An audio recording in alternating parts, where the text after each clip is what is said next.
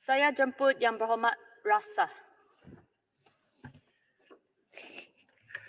Terima kasih Tuan Pengerusi atas peluang yang diberikan untuk saya bahas dalam peringkat jawatan kuasa untuk Kementerian Sains, Teknologi dan Inovasi. Saya hanya akan menumpukan perbahasan saya kepada dua putiran di bawah P30 iaitu berkenaan dengan peruntukan pembangunan. Perkara pertama yang saya nak sebutkan adalah berkenaan dengan putiran 00200 di bawah tajuk Jabatan Kimia Malaysia. Saya nampak ada pertambahan 22 juta tahun lepas peruntukannya kepada 38 juta. Saya menyambut baik.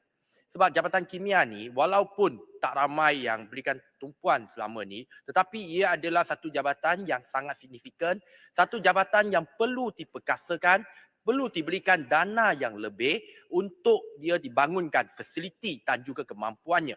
Saya bagi dua contoh yang sangat mustahak. Yang pertama, tentang forensik. Banyak kes-kes di mahkamah terpaksa tangguh.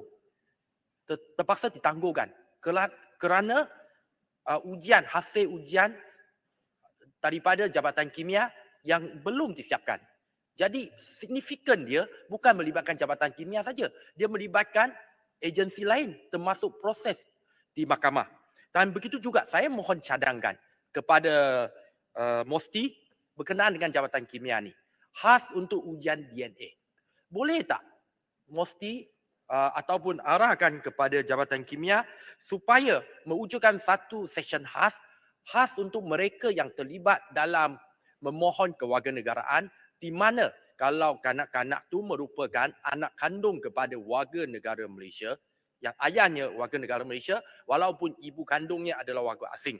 Sebab bagi saya ujian DNA tu adalah satu pengesahan saintifik yang diiktiraf di seluruh dunia. Cuma sekarang ni banyak ujian DNA dia melibatkan kos, dan untuk keluarga yang kurang mampu, mereka tidak dapat menjalani ujian ini sebab melibatkan bayaran. Jadi boleh tak Jabatan Kimia sendiri mewujudkan satu section khas untuk golongan B40 yang mempunyai masalah ini.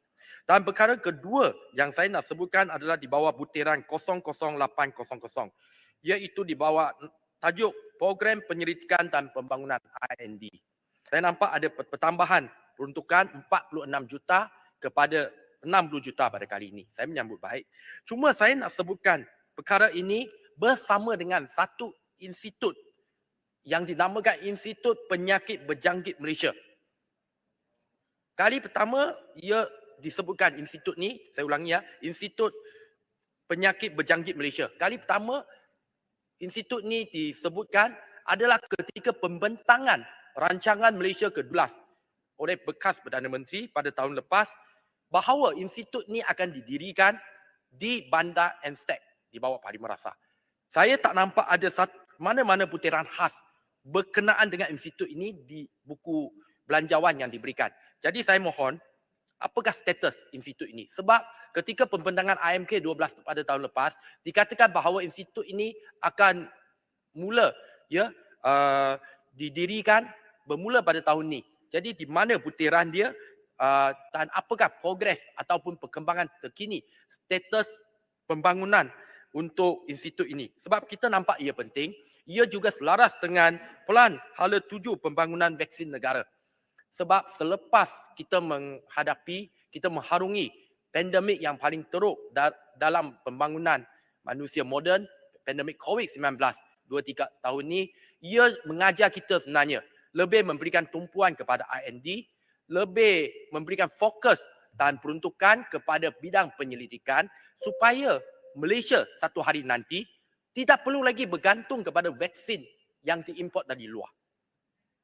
Maknanya kita mempunyai kemampuan diri kita sendiri, negara kita sendiri untuk mewujudkan ataupun menghasilkan vaksin untuk rakyat Malaysia. Dan sudah tentunya jika kita mampu berbuat demikian, status kita maknanya kita sudah maju ke depan dan kita boleh ekspor kepada negara lain.